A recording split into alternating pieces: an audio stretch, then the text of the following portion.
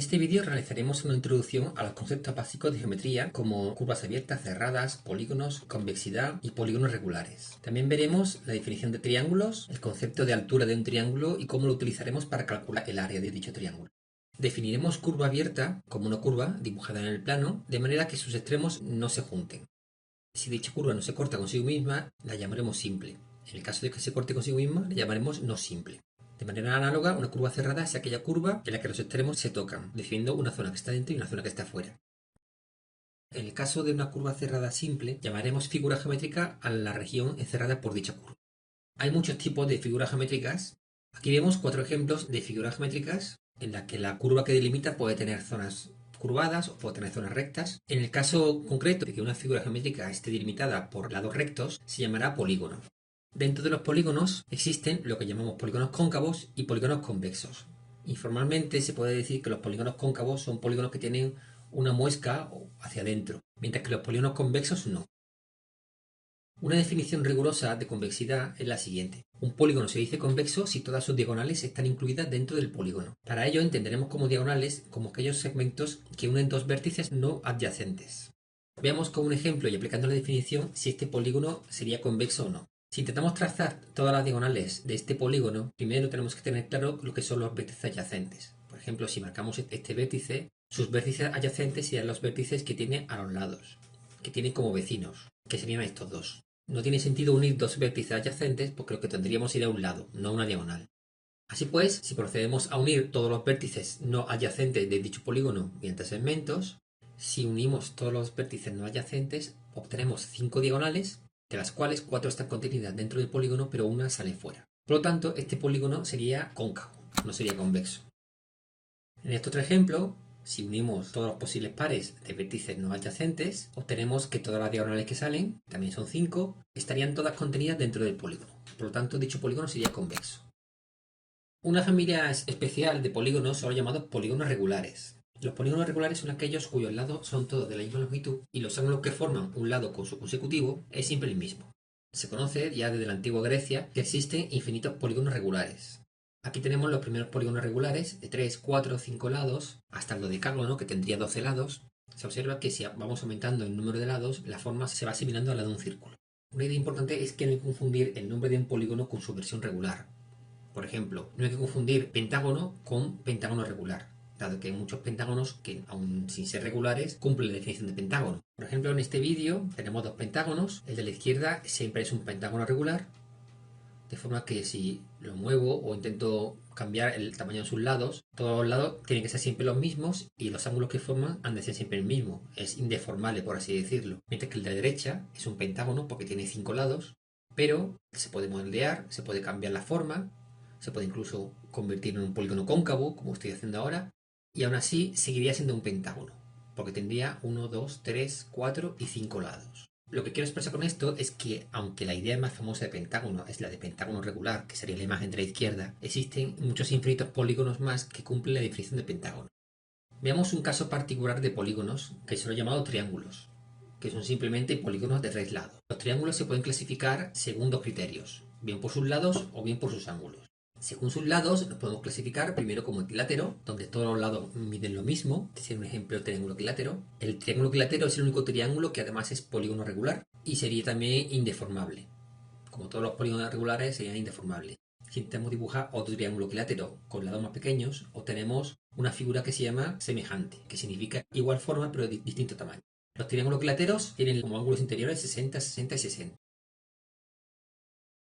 El segundo tipo de triángulo es el triángulo isósceles, que tiene solamente 2 lados iguales y uno desigual.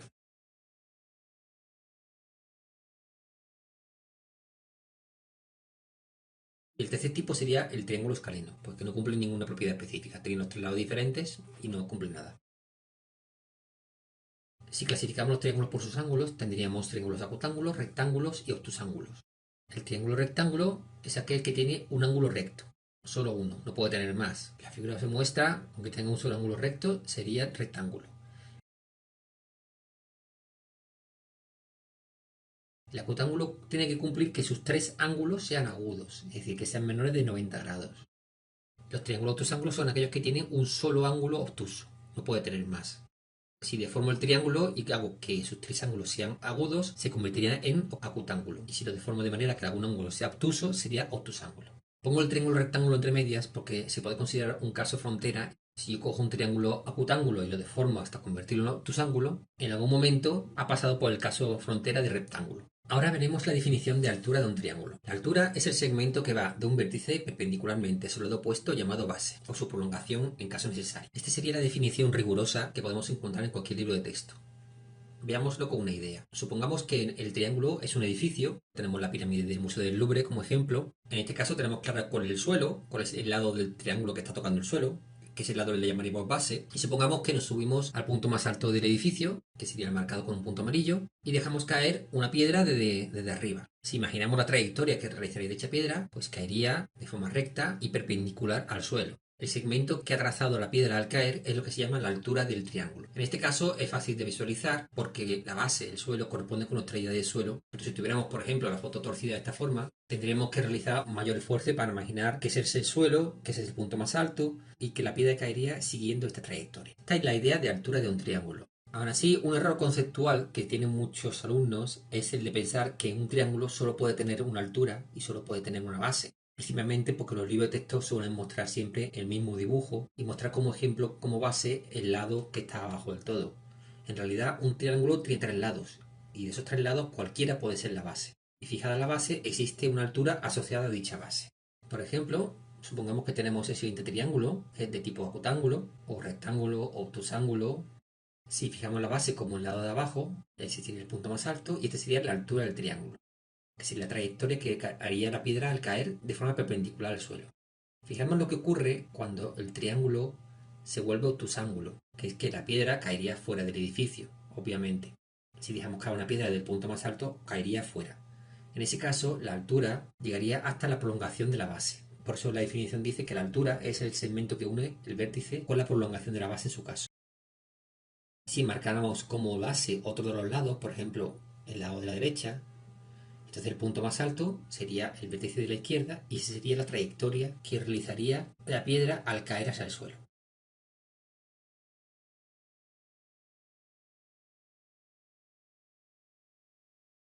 Si dibujamos las tres posibles alturas que tiene siempre un triángulo, se cumple que esas tres alturas siempre coinciden en un mismo punto, que es el llamado ortocentro.